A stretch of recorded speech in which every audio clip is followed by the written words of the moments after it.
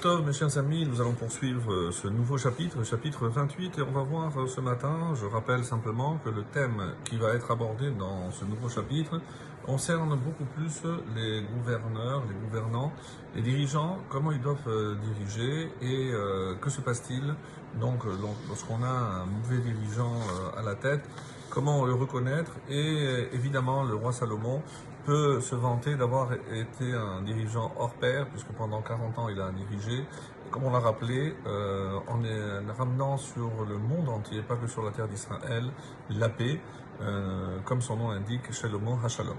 Et on était arrivé donc au verset 3, Gimel, qui dit Gever Rash Veroshek Dalim. Donc un homme, on va donner d'abord l'explication simple et on va voir qu'elle est un peu difficile dans le contexte. Rash, c'est pauvre. Donc un homme pauvre, Veroshek Dalim, qui opprime les faibles. Pourquoi c'est difficile? Parce que dans le contexte, comment un homme pauvre a-t-il la possibilité d'opprimer d'autres pauvres, d'autres faibles, d'autres indigents? Et pourquoi le ferait-il? Matar sochef ve'en lachem, c'est une pluie sochef dévastatrice, ve'en lachem, après laquelle il n'y a pas de pain. Donc le parallèle est très compréhensible. Donc quelqu'un qui exerce cette oppression sur sa population, eh ben, c'est comme une pluie qui dévaste tout, et évidemment il n'y a pas de blé, et il n'y aura pas de pain, il n'y aura pas de quoi manger. On a souvent vu donc ce lien qui est fait entre le roi, le mérite du roi, et le fait que le peuple avait de quoi manger, puisque comme l'affirme la Gemara à plusieurs endroits, le mérite d'avoir du pain revient au roi lui-même. Alors, c'est pour ça que, comme le souligne ici le commentaire, Katouf faisait caché. Ce texte est un peu difficile, parce qu'on ne comprend pas dans le contexte comment d'ailleurs on peut avoir un pauvre qui puisse opprimer les autres. Et c'est pour ça que on propose 2 ou 3 solutions, c'est celle qu'on va voir. Par exemple, au lieu de Rash, on aurait pu lire Roche. Roche, c'est-à-dire qu'il y a le Aleph qui est tombé, le Aleph entre le Resh et le Shin, et Gever Roche, donc un homme qui est à la tête. Donc là, on comprend que c'est un dirigeant qui opprime, et donc ça prend un sens. Roche, un dirigeant, donc deuxième, ou alors, une autre explication, c'est une autre lettre qui est tombée, mais cette fois-ci à la fin.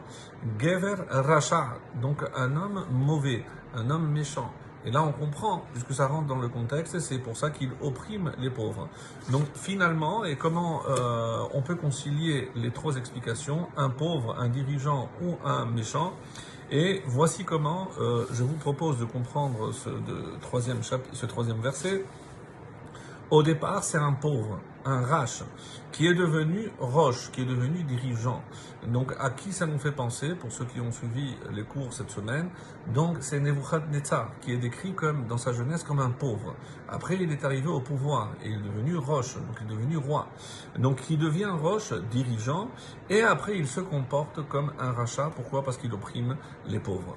Donc, finalement, dans ce mot, même si je rajoute un Aleph ou je rajoute un Ayin, eh ben, ça prend sens et on peut comprendre le sens profond de ce verset, même à partir de cette lettre manquante dans le mot Rash.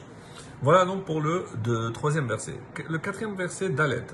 Ozve Torah yehalelu Racha. Et on comprend donc Racha, donc c'est par rapport à l'allusion à ce qui précédait. Donc ceux qui abandonnent la loi, la Torah, yehalelu Racha, glorifient le méchant. Pourquoi? Parce que ce méchant, surtout s'il est dirigeant, va faire passer des lois qui, évidemment, vont contre la Torah. Donc, permettre les mariages homosexuels, permettre à un couple homosexuel d'élever des enfants, allez-nous, comme ça peut être le cas s'il n'y a pas une intervention divine très vite. Donc, on voit bien ici que Osve Torah, lorsqu'on abandonne la Torah, eh ben, au contraire, puisqu'on va voir, on va glorifier ces méchants qui, contrairement à ce que la Torah attend de nous, eh ben, vont continuer dans cette voie, hélas.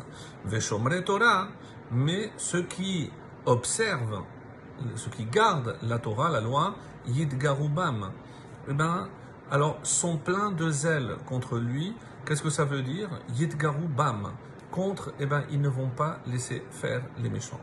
Donc on a là une obligation de manifester notre position.